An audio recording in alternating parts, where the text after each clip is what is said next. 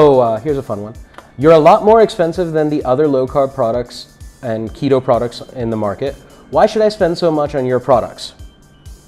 Well, okay. I think that when it comes to doing a diet as complicated as a ketogenic diet and doing it right the first time, I think a lot of planning and engineering has to go into the food. I'm really strongly against the lazy keto type person that thinks that all they need to do is eat cheese and bacon and they're going to be on a ketogenic diet. A ketogenic diet fundamentally alters your metabolism in several important ways. You start using sodium differently, you start sparing potassium differently, your magnesium demand goes up, your calcium demand goes up, your vitamin demand goes up.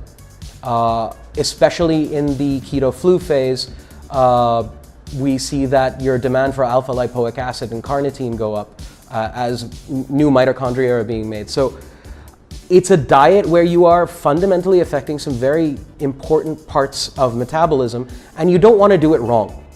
And from what we see in most of the products that people make, they're very good about taking carbs out, but they're not very good about understanding why they're taking the carbs out. For instance, in a lot of different keto products that we've come across, the numbers will be low, the total amount of carbohydrate will be very low, but they're still using things like wheat and jawar and other insulin demanding grains in their food. So the engineering is wrong there. It's not just about restricting carbohydrates, it's also about taking out the things that cause insulin secretion. And the other thing is, what kind of fats are you putting into the products? A lot of people who are making ketogenic products like these chips and things like that, they'll still fry those chips, even though it's a zucchini chip, they'll still fry it in palm oil, which is rich in omega-6 and pro-inflammatory.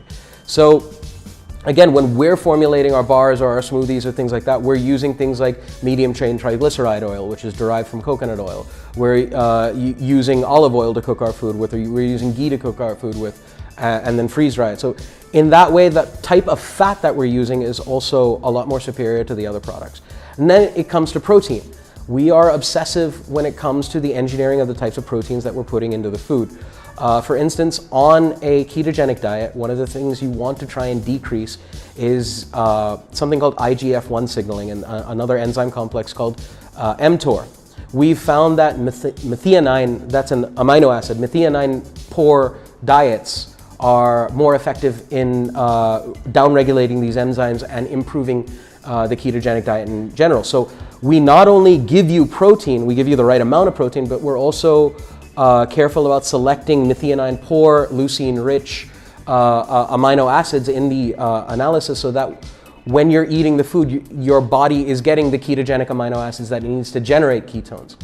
Lastly, we do a lot of vitamin supplementation and fortification into the foods to cover what I spoke about earlier. Your body uses electrolytes differently and needs more electrolytes during a ketogenic diet. So we add those electrolytes in, we add vitamins in, we add alpha lipoic acid into the food, all in an effort to get the person to transition into a ketogenic state more effectively and maintain it more easily.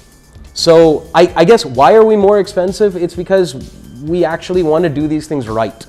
And it's not just about following this very lazy thing of just keeping the carbs low. Our job is to demonstrate a diet that is sustainable for the average person over a long period of time. And the other thing that we need to balance it again is making the diet as effective as possible for the goals that they want. So I'm more interested in maintaining a certain ketone level. I'm not interested in whether it's 20 grams or 40 grams or 50 grams. So we're going to engineer that diet in such a way as to maximize ketone levels. So I think that precision engineering, I think the ingredients that are required, like medium chain triglyceride oil and everything, which are more expensive and difficult to source, I think all of that kind of adds into why this is a more expensive diet and these are more expensive products.